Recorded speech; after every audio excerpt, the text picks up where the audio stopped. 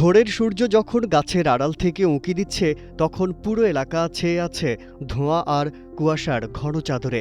পাখির চোখে যতদূর চোখ যায় ছাই ছাড়া আর কিছুই অবশিষ্ট নেই। একসময়ের সবুজ পাইনবন এখন শুধুই পোড়া গাছের কঙ্কাল আর ছায়ে ঢাকা কালো প্রান্তর, সব পুড়ে ছাই হয়ে গেছে। দক্ষিণ পশ্চিম ফ্রান্সে ভয়াবহ রূপ নিয়েছে দাবানল। তীব্র দাবদাহের কবলে পড়ে একের পর এক পুড়ে ছাই হয়ে যাচ্ছে একসময়ের সবুজ পাইনবন। বর্দো অঞ্চলের এই ভয়াবহ আগুন নেভাতে প্রাণপণ লড়াই চালিয়ে যাচ্ছেন ফায়ার সার্ভিস কর্মীরা। ফ্রান্সের ঐতিহাসিক বর্দো অঞ্চলের দক্ষিণ পশ্চিমে ছড়িয়ে পড়েছে এই ধ্বংসযজ্ঞ, যেখানকার বিস্তৃত পাইনবন প্রচণ্ড তাবদাহ ও শুষ্কতার কারণে মুহূর্তে রূপ নিয়েছে আগুনের কুণ্ডলিতে। লুপোর্জ ও সোমোস এলাকায় ঘরবাড়ির আর কিছুই অবশিষ্ট নেই।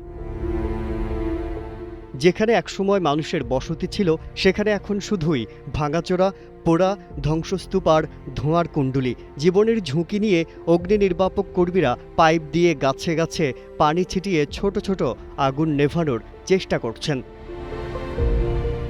এক্সট্রিম মশার কয়েল প্ল্যান্ট ফাইবার দিয়ে তৈরি, তাই সহজে ভাঙে না, সুগন্ধিযুক্ত ও নিরবিচ্ছিন্নভাবে জ্বলে। ডেঙ্গু, চিকুনগুনিয়া বাহি সহ যে কোনো মশার বিরুদ্ধে দেয় এক্সট্রিম সুরক্ষা। বর্দো অঞ্চলে তাপমাত্রা পৌঁছাতে পারে ৩৩ ডিগ্রি সেলসিয়াস, যা গড় তাপমাত্রার চেয়ে প্রায় ৭ ডিগ্রি বেশি। স্থানীয় কর্তৃপক্ষ জানিয়েছে সারারাত চেষ্টা চালিয়ে ফায়ার সার্ভিস কর্মীরা আগুন কিছুটা নিয়ন্ত্রণে আনতে পারলেও পরিস্থিতির খুব একটা উন্নতি হয়নি। শুষ্ক বাতাস আর অতিরিক্ত তাপমাত্রার কারণে আবারও যে কোনো সময় ছড়িয়ে পড়তে পারে নতুন কোনো আগুন। তথ্য বলছে ভয়াবহ এই দাবানলে ইতোমধ্যে পুড়ে ছাই হয়ে গেছে প্রায় ৪২,০০০ হেক্টর বনভূমি।